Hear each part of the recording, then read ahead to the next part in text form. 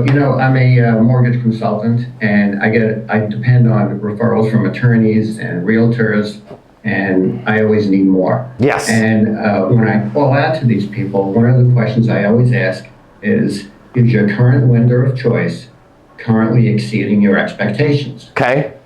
They always think about it. None of them say yes. Right. They always say no, but there's somebody who we're supposed to refer to, and my manager wants me to use this person, or but I never get a straight answer on that. Is that not a great question to ask? It's salesy. Let me give you an unsalesy Easton University version of the same question. Are you ready? Sure. Let's say Kay is also moonlighting as a real estate professional. I'm picking on Kay today. Is she there? I lost her. She was on the screen. I don't see her. Whatever. She's around somewhere. Maybe she left. Let's say Kay is a real estate professional. I could call Kay and say, hey Kay, it's Matt Easton with Easton Mortgage. Hey, is your current lender exceeding your expectations? She's gonna go, sales call. If her current lender has pissed her off to the degree that she has just lost 4 deals that she can trace back to that lender, she might have a conversation with you.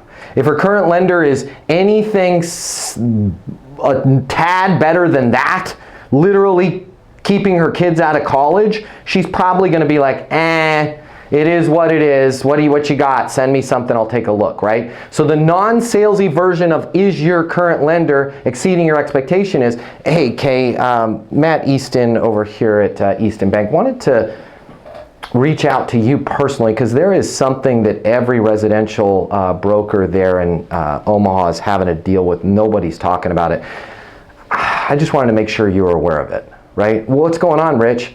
Here's what's going on, okay? Back in the world where people were lined up before a house would show, like 80 deep, like it was the Apple store, and they were getting, I don't even want to say multiple, let's just say 67 offers the first day the house was listed, and interest rates were a little bit north of 0.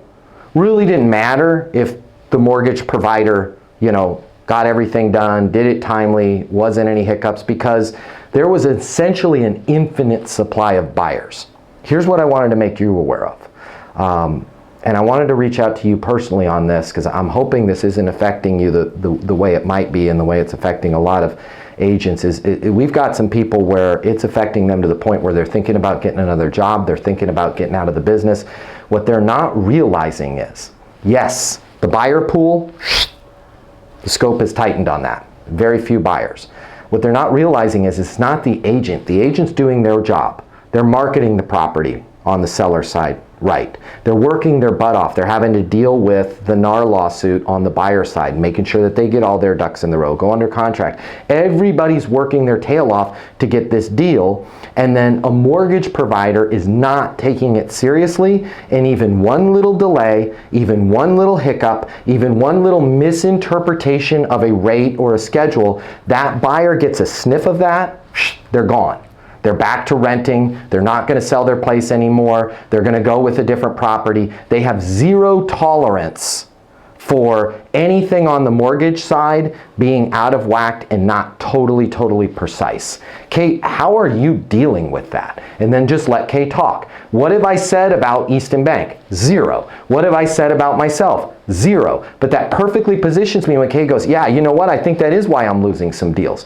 When you say you think it's why you're losing some deals, can you give me a specific example? Yes, I had a buyer for a property, individual owned his own business. I've been working with this mortgage guy for 20 years. He's like, I got it.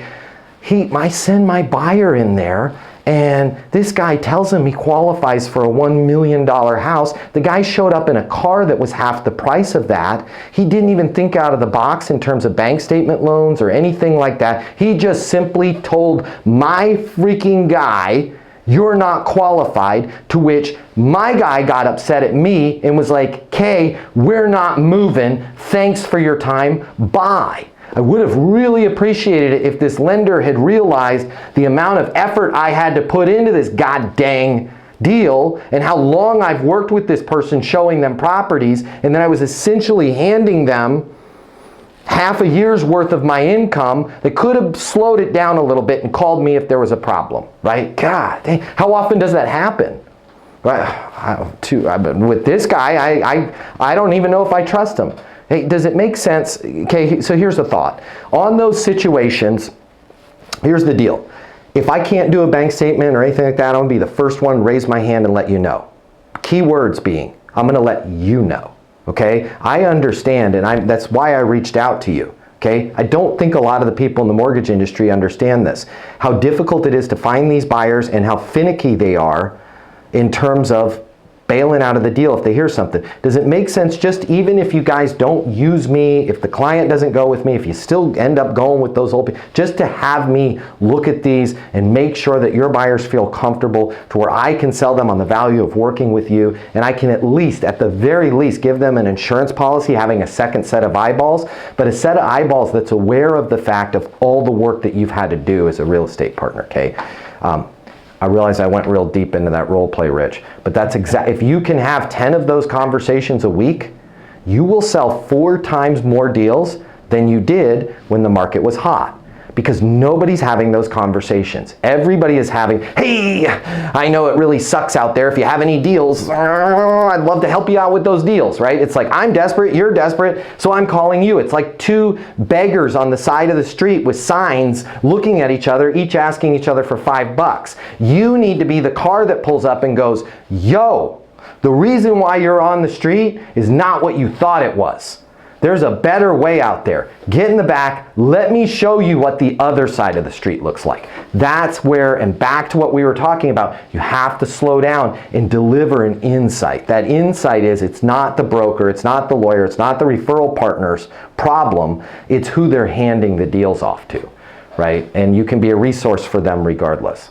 I'm not sure if it's for you, but if you work in sales and you absolutely positively have to double or triple the amount of money you're making in order to truly enjoy your life, click the link here. My name's Matt Easton. I'm the founder of Easton University. It's the most effective sales coaching in the world.